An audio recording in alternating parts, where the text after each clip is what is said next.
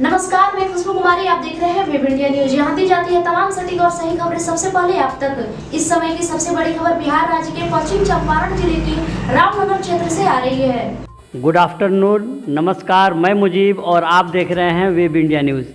अभी हम रामनगर नगर परिषद के ईओ साहब के उनके ऑफिस में हैं, उनके दफ्तर में हैं, उनके कार्यालय में हैं और उनको ये बधाई देने से शुरुआत करते हैं कि रामनगर नगर परिषद का चुनाव में इनकी जो भागीदारी रही, इन्होंने अपना कर्तव्य निभाया और शांतिपूर्ण चुनाव कराया, उसका परिणाम भी आया और बहुत जल्द ही वेरी शॉर्टली शपथ ग्रहण समारोह भी होगा जैसा डीएम साहब का निर्देशानुसार। इसके लिए सर आपका बहुत बहुत धन्यवाद मेरी टीम की तरफ से। जी बहुत बहुत धन्यवाद सर आपका। चुनाव एक वाकई टीम वर्क है और इसमें सब लोगों की अपनी अपनी भागीदारी होती है और बहुत अच्छे से हमारा सफलतापूर्वक चुनाव हो गया। जी अभी जो है एक बिहार सरकार का ये जातीय गणना, तो इसमें नगर परिषद का क्या रोल है? अभी आपके यहाँ एक ट्रेनिंग मीटिंग थी, कैंप था,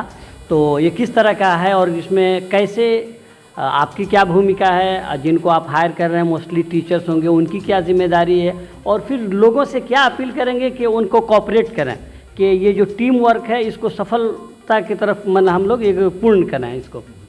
जी देखिए, आप लोगों को जैसे कि जानकारी है कि बिहार में जातिगत जनगणना का कार्य शुरू हो गया है और ये कार्य कल से प्रारंभ हो जाएगा। कल यानी 7 जनवरी से प्रारंभ हो जाएगा।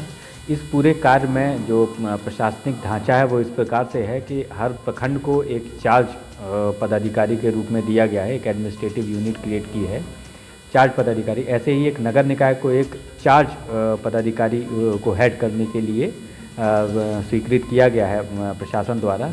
तो मैं एक चार्ज पदाधिकारी के रूप में काम करूंगा। मेरे अंडर एक सहायक चार्ज पदाधिकारी होंगे और उसकी क्रियान्वयन के लिए, और बाकी शिक्षक रहेंगे, प्रगणक शिक्षक रहेंगे।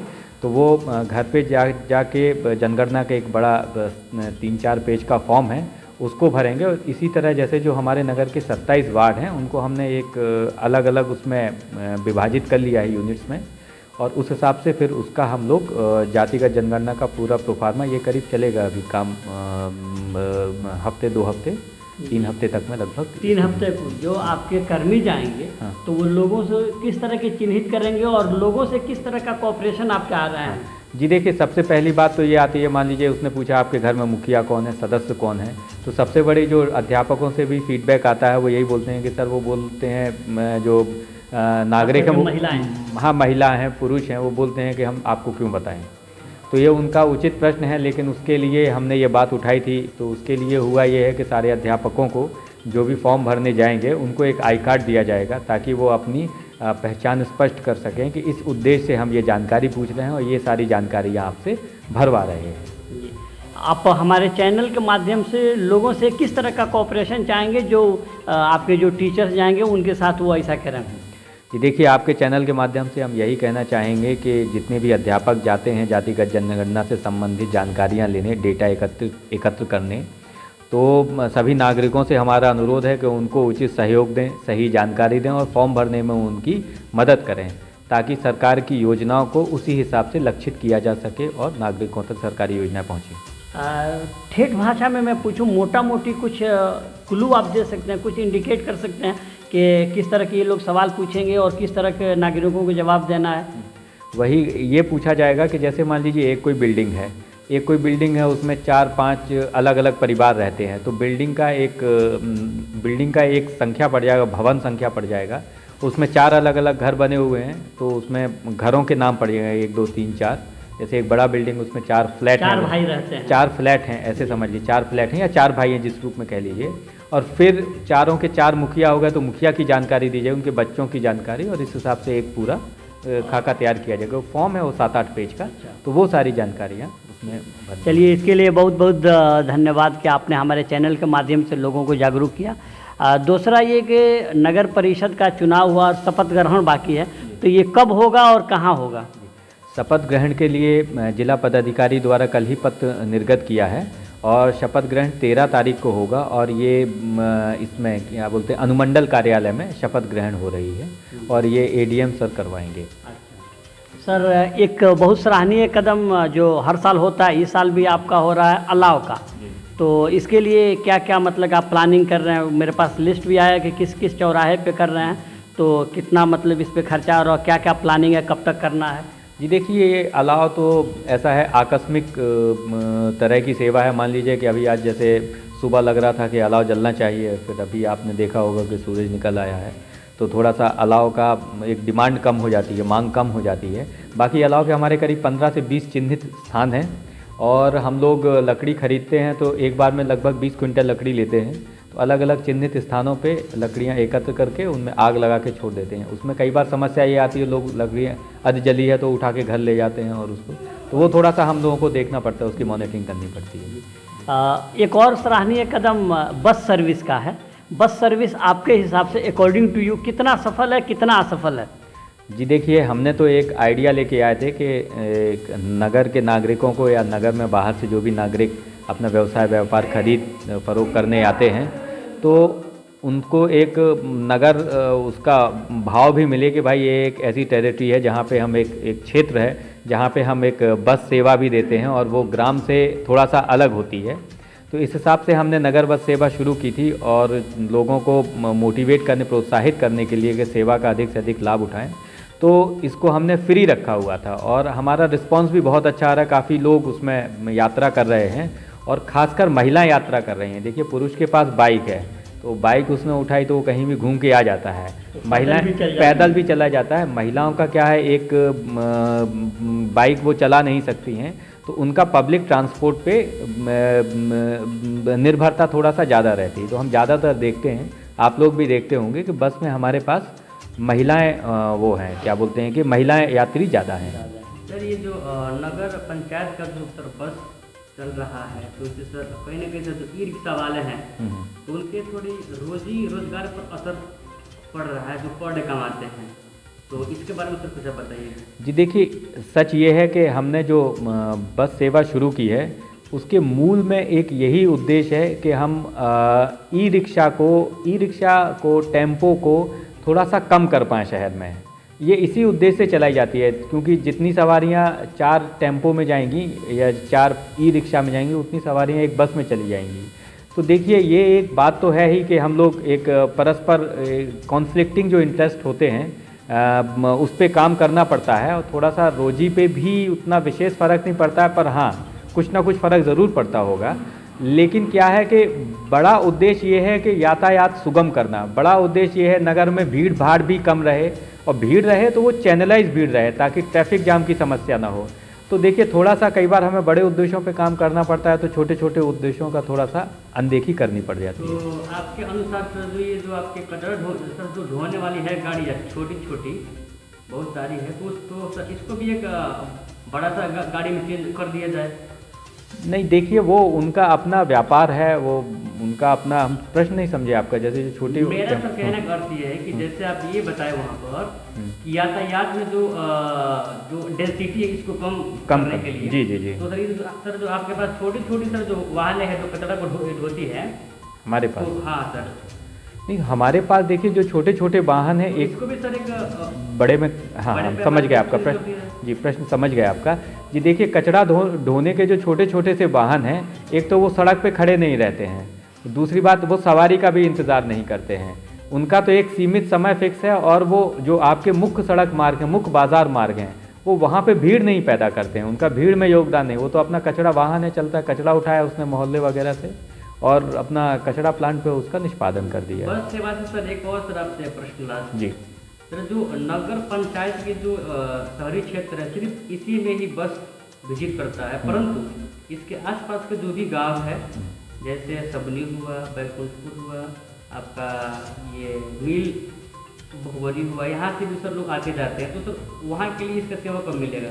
देखिए, हमारा जो कार्य क्षेत्र है और हमको जो जो राशि खर्च करने का सरकार द्वारा विधिवत अधिनियम में जो मेंशन किया गया है वो केवल नगर क्षेत्र में ही किया गया है। तो हम नगर के बाहर कोई भी अपनी सेवा नहीं दे सकते हैं। उसमें प्रखंड है, वो चाहें तो अपना इस हिसाब से निर्णय ले सकते हैं। अगला सराहनीय कदम रेन बसेरा, मैंने खुद विज़िट किया और उसका जो व्यवस्था देखा, बड़ा प्रसन्न हुआ, अच्छा लगा। जी देखिए, रैन बसेरा में हमारा पिछले कई वर्षों से जो चल रहा था यहाँ पे, उसमें एक बड़ा बदलाव हम ये लेके आए हैं कि हमारी ही स्व सहायता समूह की महिलाएं हैं जो कि रैन बसेरा को चला रही हैं। अब चूंकि हम चलाते हैं, स्वयं चलाते हैं, हमारी महिलाएं चलाती हैं, तो हमारा उस पर नियंत्रण अच्छा रहता है। इसके फलस्वरूप ये होता है, साफ़ सफाई के थोड़े से स्टैंडर्ड्स अच्छे रहते हैं। इसके विपरीत क्या था कि जो टेंट वाले थे, टेंट वाले के गद्दों की क्वालिटी उतनी अच्छी नहीं रहती, तो स्व सहायता समूह की महिलाओं द्वारा ही अपने गद्दे स्वयं निर्माण किए गए, अपनी देखरेख में निर्मित करके फिर उसको चलाया जा रहा है। सर, एक दुखद मतलब क्वेश्चन जो है बड़ा टफ भी है और दुखद भी है पूछने में भी, कि एक ऐसा काम आपने किया जिसमें आपके स्टाफ मतलब के चोटिल हुए, तकलीफ़ें हुई और फिर एज इट इज़ वो रिवर्स हो गया। आई मीन टू से ठेला जो स्ट्रीट पे है। जी देखिए, ठेला पे काम हमारा चल रहा है। हम लोग थोड़ा सा इसी पशोपेश में थे कि बोर्ड की क्या स्थिति है और कब तक ये सब क्लियर हो रहा है। तो एक तो ये हो गया। दूसरी बात, हमारी पुलिस से रेगुलर बातचीत चल रही है। ठेला पे भी हम बहुत जल्दी आप लोगों को कुछ ना कुछ समाधान देने वाले हैं। ठेला वालों से बैठक हमको करनी है। थोड़ा सा वही अभी व्यस्त चल रहे थे हम लोग हफ्ते 2 हफ्ते से, तो लगभग अब क्लियर हो गया है। बाकी जातिगत जनगणना वो अपना चलता रहेगा। हमारा ये वो टारगेट में है, इवन हमारा भी और पुलिस से समन्वय है इस लाइन से। तो डीएसपी साहब और एचएसओ साहब से भी बात हुआ है हमारा।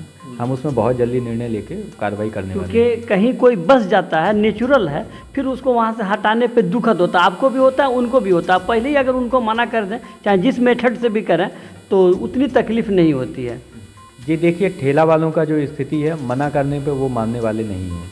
वो जितना हम लोगों को समझाना था, कानून बताना, वो सब हम बता चुके हैं। उसके बावजूद भी नहीं मान रहे हैं और समस्याएं हैं। देखिए, वो 7-8 साल से लगा भी रहे हैं, तो थोड़ा बहुत समय तो लगेगा ही उनको दूसरी जगह भी। ये दुखद रिवर्स। अब देखिए, रिवर्स की दूसरी उनका क्या मोटिवेशन है, वो हम एक बार उनसे बैठक करके वो और थोड़ा सा गहराई से समझ के फिर और इससे पहले जो हम लोग बातचीत किए थे, उसमें पीएचईडी का जो टंकी था, वो सब सुचारू रूप से पानी नहीं दे रहा। उनके अधिकारियों से मेरी बात हुई है, तो वो नगर परिषद पे डाल रहे हैं कि उधर उनके खुदाई में, नाली में वो पाइप टूट गया। हालांकि पानी सो मेनी रीजंस, नगर परिषद वाले उन पे डाल रहे हैं, पीएचडी वाले पे, पीएचडी वाले आप पे डाल रहे हैं, और परेशान जो है जनता है। जी देखिए, क्या है, पीएचडी है बहुत बड़ा डिपार्टमेंट, ठीक है ना। पर अगर वो हमारी खुदाई में कहीं पा रहे हैं कि हमारा लीकेज है, तो हमें संबंध में पत्र लिख दें, हम लीकेज अपना दुरुस्त कराएंगे। हमारे जितने संवेदक हैं उन सबका सिक्योरिटी राशि हमारे पास है, हम उसको, पैसा है हमारे पास, हम ठीक करा देंगे। लेकिन अगर चूँकि वो आपके अंडर में नहीं है, आपने कहा था कि हमने पत्राचार किया है, तो पत्राचार के फलस्वरूप कोई आउटपुट आया कि नहीं? पत्राचार के फलस्वरूप कोई भी अभी तक आउटपुट नहीं आया है। हम अभी भी फिर से प्रयास कर ही रहे हैं। जैसे ही आता है तो फिर हम उसके परिणाम आप लोगों को दिखने लगेंगे। तो सर, मतलब कि खाली पत्राचार से, चूँकि ग्राउंड पे अगर कुछ नहीं होता तो दुखद बात है, डेट इज़ रिग्रेटेबल। नहीं तो वो दुखद बात तो है ही, लेकिन अब देखिए क्या है, वो हमारे अंडर में होता तो हम इतना आपको मौका ही नहीं देते, हम तुरंत ठीक करा देते हैं। अब लेकिन क्या है कि वो 2 विभागों का समन्वय है और पीएचडी बहुत ही बड़ा विभाग है, बहुत बड़ा विभाग है। तो उससे पत्राचार करने में हमारे पत्र की क्या उनकी नज़र में वैल्यू है या उस काम की कितनी वैल्यू है, वो ये चीज़ अभी समझने में हमको समय लग रहा है। हम जिला पदाधिकारी से इस पर भी चर्चा किए हुए हैं, हो सकता है कुछ हमें जल्दी निराकरण मिले, क्योंकि वो सेंट्रल पॉइंट है। सेंटर। उसके बाद जो सर बात हुई थी स्ट्रीट लाइट की, आपने कहा था कि जो छोटे छोटे स्विच हैं वो लगवा देंगे, लेकिन उस पर कुछ भी अपडेट नहीं आया। आज मैंने आपके एक कर्मचारी से बात की तो बोला कि साहब स्विच प्रोवाइड करिए तो हम कर दें। लेकिन देखिए, कर्मचारी का कहना सही है। उसमें हम लोगों के पास देखिए ऐसा नहीं है कि हम लोगों के पास स्विचेस आ नहीं सकते या वो हो नहीं सकता, लेकिन समस्या उसमें यह होती है कि एक ही काम में एक कंपनी को आउटसोर्सिंग से ठेका मिल गया, तो अब मेंटेनेंस का काम भी उसी का आता है। अगर हमने अपने स्तर से उसमें कुछ भी पैसा लगाया, खर्चा किया, तो फिर हमें ऑडिट के ऑब्जेक्शन झेलने पड़ते हैं। ऑडिट सोचती है कि ये एक ही जगह पे इन्होंने 2-2 राशियां खर्च कर दी, एक तो उधर से उसका भी हमें बिल देना पड़ता है। वो कोई भी लाइट, एक भी लाइट, हम आपके चैनल से ही बताना चाहेंगे कि नगर में एक भी लाइट फ्री में नहीं है। Nothing is free of cost. हर एक लाइट की अपनी कीमत है और अच्छी खासी कीमत है, और इतनी ज़्यादा कीमत है कि हम आप लोग ख़रीदने में 2 बार सोच के ही खरीद पाएंगे। हमारे ख्याल में हमने एग्जैक्टली बिल नहीं देखा है, पर वो 7-8 हज़ार से लेके 15,000 तक की लाइटें हैं। तो ऐसा नहीं है कि फ्री हो। अब ये पैसा कहाँ से दिया जाना है? ये पैसा जो सरकार से आवंटन आएगा उसके लिए अलग से आवंटन नहीं आएगा। जो हमारी सुविधाएं हैं उसी में से एक लाइट की उन्होंने सरकार द्वारा सुविधा जोड़ी गई, उसी में से देना है। नहीं तो नगर निधि से जो छोटा छोटा आप लोगों से होल्डिंग टैक्स लगता है या जो इससे पार्किंग टैक्स लगता है, इसी से ही वो राशि जानी है। और बहुत बड़ा बिल है वो, मतलब ऐसा नहीं है। हम जैसे अभी 40 लाख का उन्होंने बिल रेस किया था, हमने उसमें 20 लाख रुपए का भुगतान भी किया है। तो बहुत बड़ा मेगा प्रोजेक्ट है। और भुगतान कैसे होता है? हमारा ऊपर से लेटर आता है कि फटाफट भुगतान कीजिए इतने दिन के अंदर, तो हमें भुगतान भी कर। तो कहने का मतलब वो लाइटें हम लोग उसी संवेदनशीलता से उसका इस्तेमाल करें। ऐसा नहीं है कि वो फ्री का ही है, एकदम फ्री टाइप का नहीं है। वो हर चीज़ की एक अपनी कॉस्ट है। हर चीज़ की कॉस्ट है। जो लाइट कंटिन्यू चल रहा है, और आपने बताया था, हमने भी उनसे बात किया एसडीओ बिजली से, तो वो बताया कि हाँ बाकी है। तो कहीं ना कहीं मैं ये नहीं कहूँ, I am not blaming you, लेकिन कहीं ना कहीं कोताही हो रही है और उसका जो खमियाजा होगा हम भुगत रहे हैं। हमारे पैसे से आप पे करेंगे तो हमारा तो हक बनता है कि हम आपसे पूछें कि वो लाइट क्यों जल रही है, उसको आप बंद कराएं। नहीं तो देखिए, लाइट जलना बंद, अब समस्या उसमें यही हो रही है, छोटे छोटे स्विचेज़ हैं। अब स्विचेज़ छोटे छोटे, देखिए आपकी तरह से छोटे हैं। हम जब स्विचेज़ खरीदने जाएंगे तो पूरे नगर के खरीदने में हमारा बिल बैठ जाएगा बहुत ज़्यादा। वो हम ऑडिट में कैसे एक्सप्लेन करेंगे कि आप जब मेंटेनेंस का काम उनका है तो उनसे करवाइए। हम उनसे रेगुलर पत्राचार कर रहे हैं, वो बोल रहे हैं 4 महीने से बोल रहे हैं कि स्विचेस लेके आ रहे हैं, आप जब भी आ जाएंगे तो हम लगवा देंगे। ये एक समस्या है। और डस्टबिन का जो अभी एक वार्ड नंबर 6 में मैं घूम रहा था, वहाँ विजिट कर रहा था, तो एकदम मछली मार्केट के आगे कोने पे लोग डस्ट डाल देते हैं। सफाई हो जाती है, लेकिन अगर बेहतर होता है कि वहाँ पे 1-2 मतलब के डस्टबिन डाल दिए। कहाँ पे? वार्ड नंबर 6 मछली मार्केट। वार्ड नंबर 6 मछली मार्केट, ठीक है, हम ये फीडबैक ले लेते हैं आपको। डस्टबिन एक अरमान खान के घर के बगल में, वहाँ भी मैंने कहा था, लेकिन वो लोग नहीं डाल सके। ठीक है, वार्ड नंबर 6 और एक अरमान खान के घर के बगल में डस्टबिन।